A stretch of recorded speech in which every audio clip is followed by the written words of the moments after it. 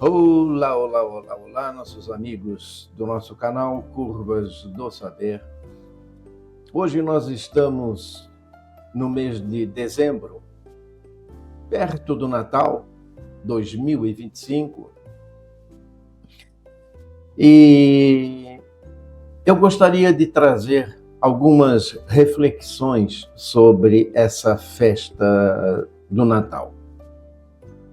Eu vou fazer umas observações sobre essa festa, mas eu quero que entendam que o que eu vou falar é fruto de pesquisas, de leituras, e se trata apenas de uma constatação histórica. E por que eu falo isso?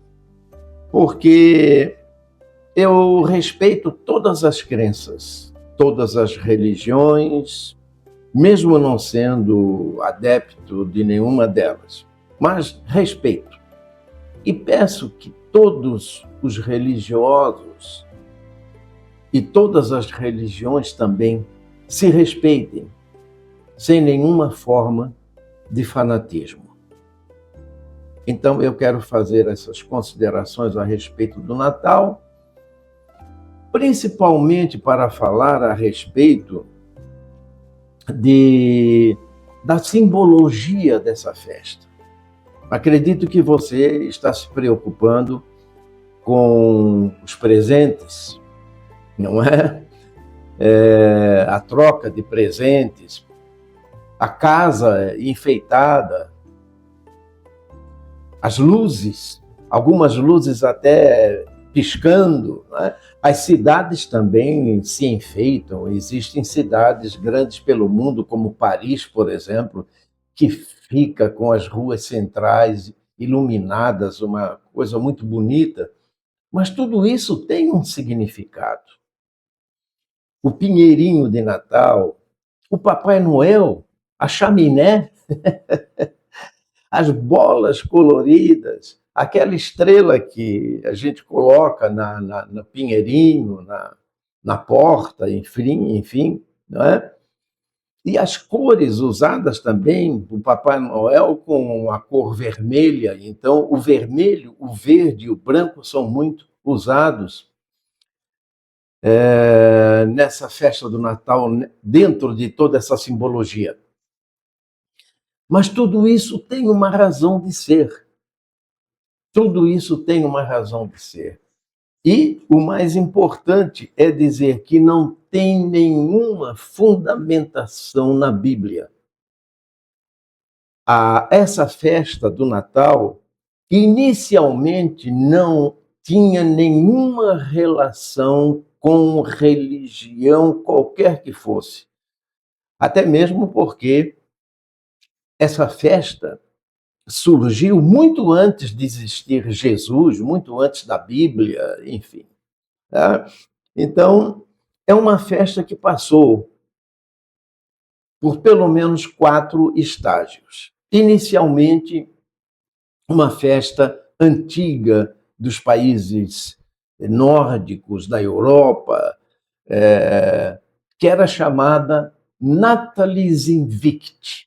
Era uma festa fora de qualquer religião. Como se diz, uma festa pagã, não tinha nenhum significado com religião. O significado era cultuar o sol. Por quê? Uma explicação rápida. Você deve ter estudado nas aulas de geografia que a Terra tem vários movimentos e um deles é feito em torno do Sol. Só que quando a Terra gira em volta do Sol, ela não gira com o eixo assim, o norte e o sul. Desta forma aqui, não. O eixo é inclinado. Ele é inclinado. Então, quando é o mês de julho, eu vou aqui pegar isso aqui para representar o Sol. Aqui, do outro lado. Então, no mês de julho, o Sol vai iluminar mais o hemisfério norte. Então, nós temos aqui hemisfério norte e aqui hemisfério sul. Então, o Sol ilumina mais o hemisfério norte em julho, começa o verão para eles e o inverno para nós aqui no hemisfério sul. Pois bem, a Terra vai girando em volta do Sol e tal, agora eu vou inverter aqui. E aí, então, o Sol, quando é em dezembro, o Sol está aqui nessa posição, iluminando mais o hemisfério sul. E o hemisfério norte, então, começa o inverno. Tá certo? Então, dezembro é verão para nós e é inverno para o hemisfério norte. Pois bem, o porquê dessa explicação?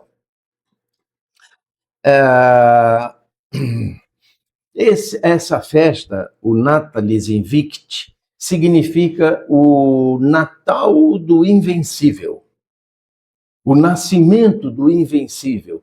Quem era o Invencível? Era o Sol. Por quê?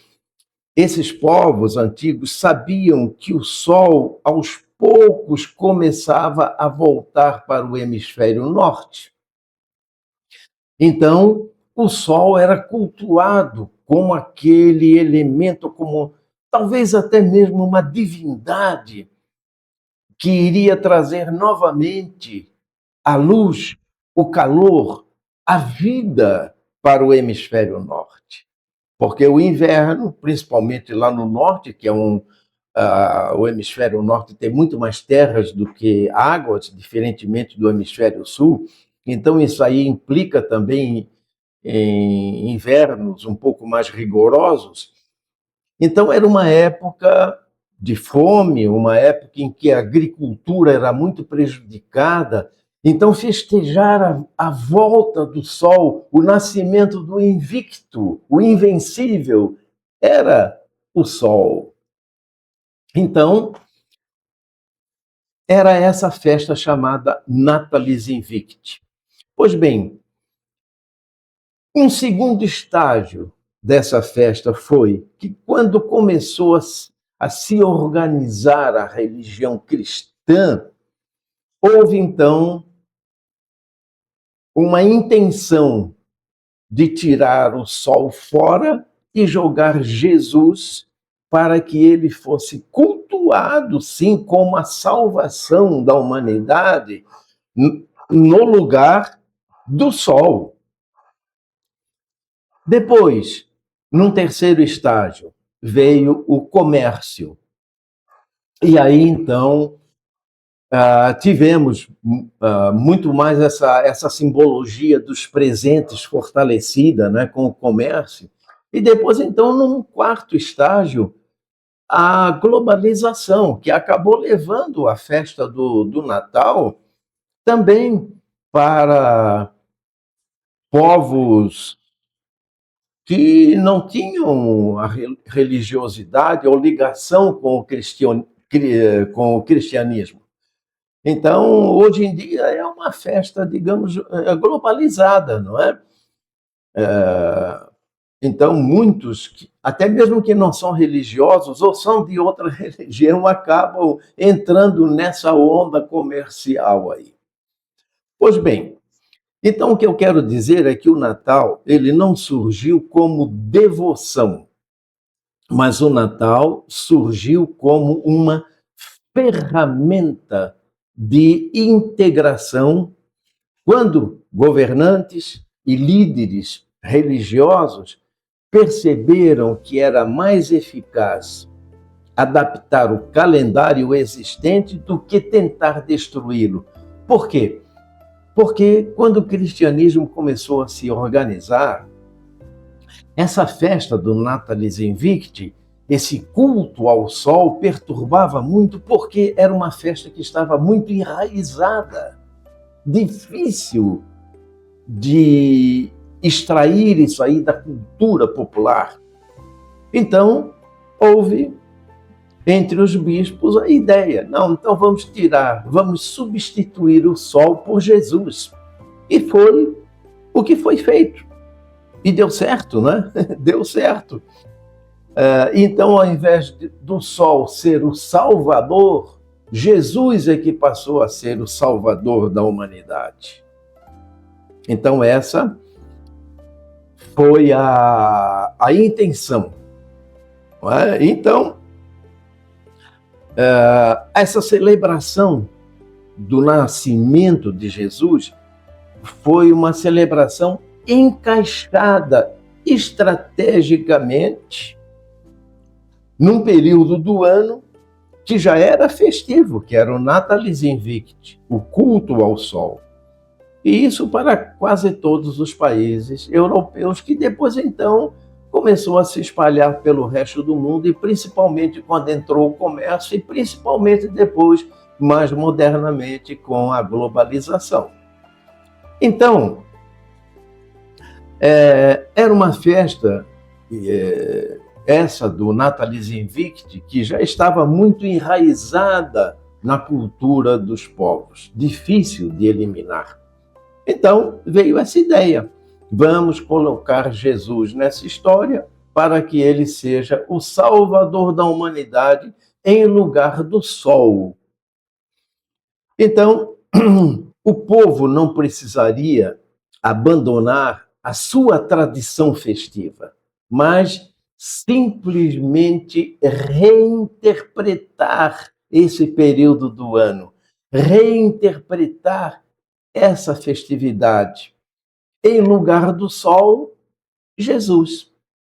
E foi isso que aconteceu, e na minha opinião deu certo, né? Deu certo. Bom, e com o tempo, o povo passou a acreditar que essas tradições tinham vindo do cristianismo. Mas não. Todo esse simbolismo que nós praticamos hoje em dia veio do culto ao sol. Primeiro, cultuar o sol como salvador da humanidade. O Natalis Invicti. Bom, então, o uso do Natal eu posso considerar como uma ferramenta política que ficou ainda mais forte quando a Igreja cristã católica percebeu que poderia transformar essa festa em um instrumento de ordem social. E isso acabou se fortalecendo pelo seguinte, porque durante o inverno havia muita escassez, muito frio e muita escassez de comida. Isso tudo gerava problemas na agricultura, gerava ansiedade, tensões, até conflitos. E, então, criar um grande festival que estivesse associado a essa prática da generosidade, da união, da família, da caridade, isso iria manter a população sob controle. Então, o Natal foi uma criação estratégica voltada para o poder político e o controle social. Ela não tem fundamentação na Bíblia, a festa do Natal. Ela não surgiu de forma devocional, digamos assim, e sim de uma forma política e de controle social. Foi considerado, então, o dia 25 de dezembro, pelo cristianismo, como a data de nascimento de Cristo. Agora, o importante é saber que ninguém sabe quando Cristo nasceu. É uma data estabelecida para substituir o sol por Jesus. Então, Jesus nasceu no dia 25 de dezembro e hoje todo mundo acredita. Mas não é bem assim. É uma data que foi criada estrategicamente para substituir uma festa pagã por uma festa cristã, religiosa. Então, agora, o Salvador não seria mais o Sol. Seria quem? Jesus. E deu certo, né? Deu certo. E hoje, as práticas e símbolos que são utilizados durante essa festa são repetições de práticas que atravessaram séculos, impérios e muitas religiões também. Então, cada gesto dos dias de hoje carrega fragmentos de histórias que a maioria das pessoas não conhece, não sabe a razão do porquê praticam, do porquê o pinheirinho de Natal, o porquê Papai Noel, o porquê a chaminé, porquê as luzinhas que piscam, porquê enfeitar as casas, porquê a cor vermelha, a cor verde, a cor branca. Então, a simbologia usada no Natal, vamos conversar um pouco sobre isso. Primeiro, a troca de presentes. Isso aí já era feita lá no Natalis Invicti.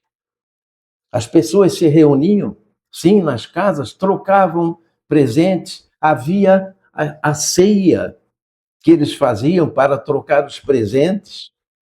Isso já vem lá de longe, não é coisa do nosso Natal moderno, não. Já é muito antes da existência de Jesus e da existência da Bíblia. As casas eram enfeitadas. E hoje o que nós fazemos? Enfeitamos as casas, não é? Há pessoas até que pintam a casa nesse período natalino. Nós colocamos, quer dizer, as casas enfeitadas aí, elas representam o quê? Representam um novo tempo, ok? Luzes que nós colocamos, elas representam o quê? Inicialmente, claro que naquela época eles não usavam essas luzes que nós usamos aqui, talvez até fossem velas.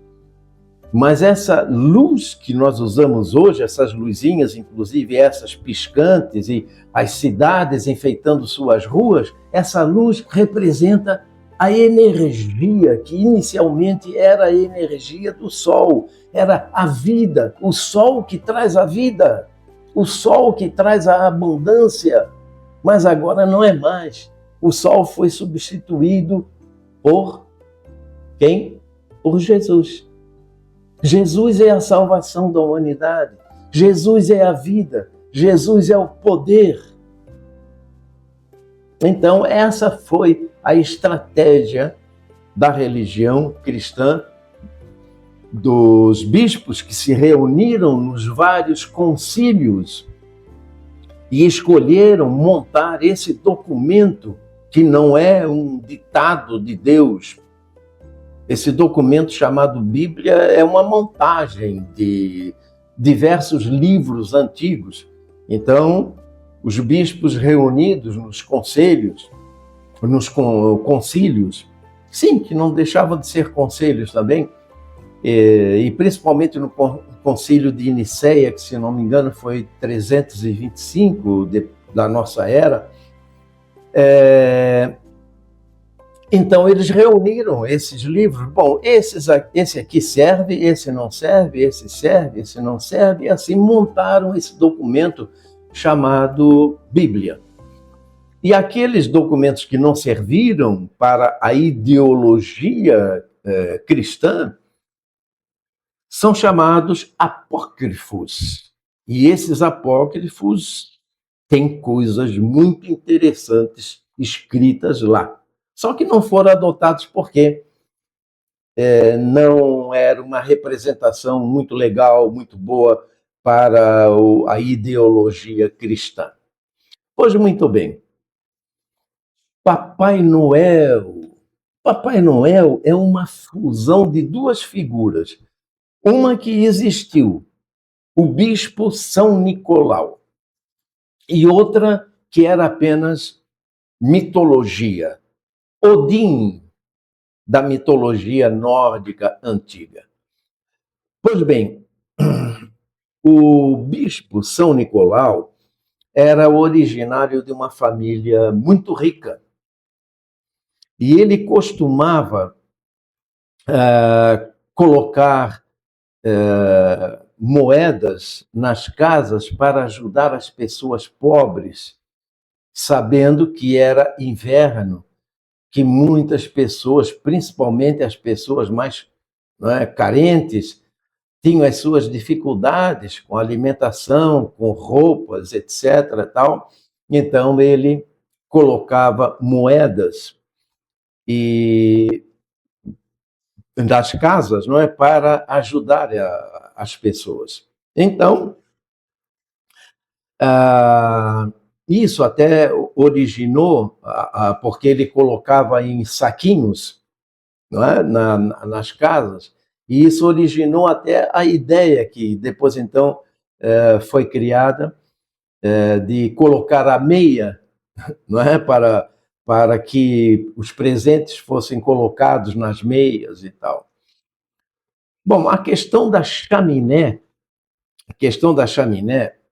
é pelo seguinte, porque entrar pela porta seria muito difícil, porque normalmente as casas ficavam com a porta de noite, não é?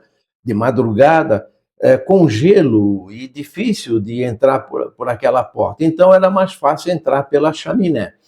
Agora, é claro que São Nicolau, que era bispo, era gente, era um bispo turco, ele, inclusive, participou do Concílio de Nicéia, mas ele, então, não ia subir a casa e entrar pela chaminé. Então, dizem alguns que ele jogava esses saquinhos pela chaminé. Enfim, agora, o Odin era uma figura mitológica. Esse, sim, era mitologia, não era gente mesmo. Mas era um xamã, era um mago, não era magro, era um mago, considerado um deus supremo, pai de todos da mitologia nórdica, europeia, que era associado à sabedoria, à guerra, à magia, à poesia, à morte também. Então, ele é considerado uma das principais origens do moderno Papai Noel, até mesmo porque Odin, ele viajava em um cavalo de 8 patas. Então, enquanto que o São Nicolau não usava nenhum trenó, nenhum cavalo de 8 patas, o Odin usava na mitologia um cavalo de 8 patas. Então, esse cavalo de 8 patas foi substituído modernamente depois por uma coisa mais lógica, que seria um trenó puxado por renas, coisa que é usada, né, nos países que tem, né, no inverno, essa geleira muito forte, muito considerável. Então, o cavalo de 8 patas de Odin foi substituído pelo trenó com renas. E aí surgiu, então, essa figura do Papai Noel, que, no meu entendimento, é uma fusão de São Nicolau com a figura mitológica de Odin, um xamã, que ele não precisava nem entrar pela chaminé, porque ele, sendo um xamã, uma figura mitológica, ele podia varar a parede das casas e entrar. Mas talvez até ele preferisse entrar pela chaminé, porque aí ninguém ia ver de madrugada, e então ele colocaria o presentinho lá para as crianças, ele fazia isso na mitologia, e levar também um pouco de paz, de amizade para as famílias. Então, o Papai Noel é essa fusão dessa figura mitológica, Odin, com o bispo São Nicolau. Ok? Bom, as cores utilizadas. A cor branca, obviamente, né, que é a neve. Nós aqui no hemisfério sul não temos a neve, mas há pessoas que colocam ainda algodão para representar a neve. E às vezes Alguém pode perguntar assim, mas por que aqui no hemisfério sul nós não temos neve no verão? Mas é isso, é porque essas coisas foram adotadas lá do hemisfério norte, foram incorporadas aqui na nossa cultura, mas vindo lá do hemisfério norte, que tinha neve. Então as pessoas colocam inclusive bolinhas de isopor, né, para representar a neve, enfim, tal. Bom, a cor vermelha. O vermelho, ou a cor vermelha, ela representa vida, representa força, energia, que era o caso do Sol, não é? Que depois então foi substituído por Jesus. E uma outra questão também, se repararem, nesses lugares que tem neve, de modo geral, as pessoas usam roupas coloridas. Por quê? Porque elas são mais facilmente identificadas naquela brancura da neve. Então, como nos países andinos, aqui na América do Sul, por exemplo,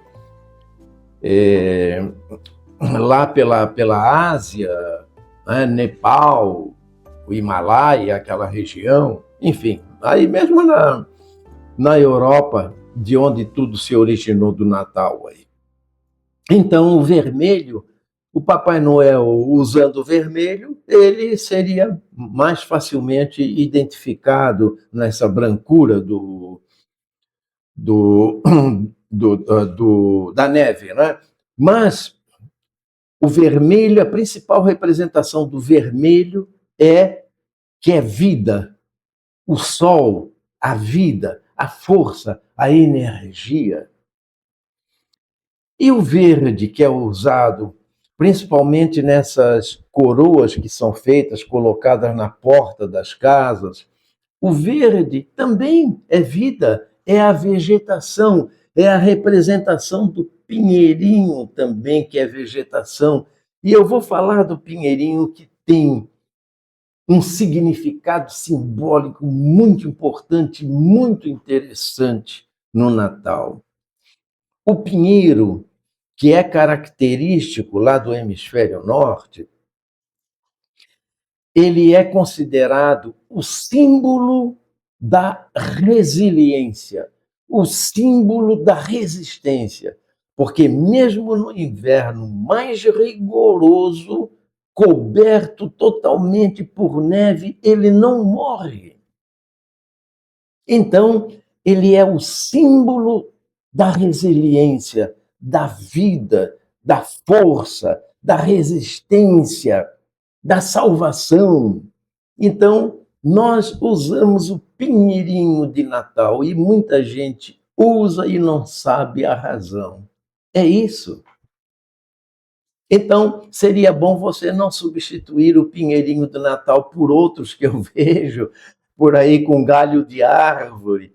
Não é? Não, o pinheirinho é mais significativo por causa disso. Ele é o símbolo da resistência, da salvação, da mudança, da esperança de novos tempos. E isso é o Natal. O Natal é a esperança de novos tempos, de nova vida, de renovação. E o pinheirinho tem esse significado muito, mas muito forte. Então, é a vida eterna, não é? O pinheirinho tem esse significado também da vida eterna. Então, nessa tradição cristã, simboliza essa vida eterna que é oferecida por Jesus, não é? A luz de Cristo, a vida eterna.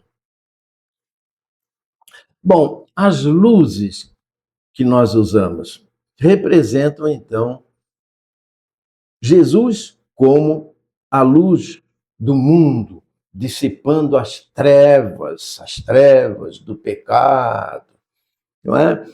E também a luz tem essa força, esse significado forte de energia, de vida, seja ela por meio do Jesus ou seja por meio do sol. Inicialmente era o sol, depois então Jesus substituiu o sol. A estrela Essa estrela que nós colocamos no pinheirinho, colocamos na porta, enfim, é a estrela de Belém, não é? Aquela estrela que teria orientado os reis magos para chegar a Jesus. Reis magos que, na verdade, não eram reis, eles eram astrólogos, xamãs astrólogos. E há até quem diga também que não eram só três, eram mais. E há aqueles que dizem também que não eram nada, não existiram. Mas, enfim, vamos considerar que existiram os três astrólogos, os três mágicos. Eles eram astrólogos, eram videntes, eram mágicos, eram xamãs, não eram reis. Pois bem, então a estrela representa isso, né? Na festividade moderna de Natal, representa a estrela de Belém. E essas bolinhas coloridas que nós usamos também representam os frutos, segundo o cristianismo, os frutos do Espírito Santo, os frutos da vida, os frutos que dão o alimento, a essência, que dão a vida. São essas bolinhas coloridas que nós colocamos nas árvores, nos pinheirinhos, e pouca gente sabe o significado delas. Não são só enfeite, tem uma representação, tem uma simbologia. O Natal é uma festa muito simbólica que precisa ser melhor entendida. Para as pessoas saberem a razão daquilo que estão praticando. Bom, então as pessoas passaram a ver no Natal um momento de pausa também, como se por alguns dias a gente pudesse suspender os conflitos, as guerras, relembrarmos quem nós, na nossa essência, somos realmente. Então, a festa do Natal acabou ganhando também um significado psicológico que transcende qualquer doutrina religiosa. Essa nova camada emocional ajudou a esconder ainda mais aquelas origens pagãs da celebração do sol. Mas o foco, então, deixou de ser a história real do Natal, passou a ser uma sensação de que ele provoca o Natal. A paz, a união da família, o amor, o perdão. Então, essa questão psicológica também deve ser olhada nessa festa do Natal. Além de todo esse simbolismo, sol, Jesus, salvação, etc., etc., mas tem esse viés psicológico da paz, da pausa, do amor, da família, da reunião de família, de um momento de reflexão sobre o que nós somos e o que nós queremos com essa festa e o que nós queremos. Pois bem, eu já estou aqui com 35 minutos e eu teria mais alguma coisa para falar, mas eu vou ficar por aqui. Eu tenho algumas anotações, mas eu vou finalizar por aqui.